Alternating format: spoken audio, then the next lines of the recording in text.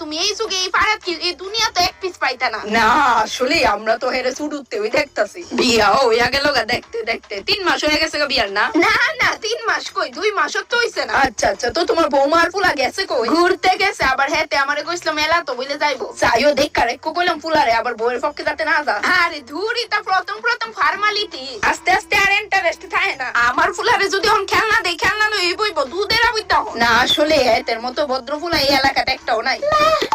মা বাবু এত তাড়াতাড়ি আয় পড়লি যে তোরা মেলাত গেছস না? হ্যাঁ মা, মেলাতে যাইতেছিলাম, তারপর হঠাৎ করে লতিকা বমি করে শুরু করছে, মাথা অবলে ঘুরাইতেছিল। তারপর তাড়িলে হসপিটালে গেছি, হসপিটালে দেখা সোজা বাড়িতে আইছি।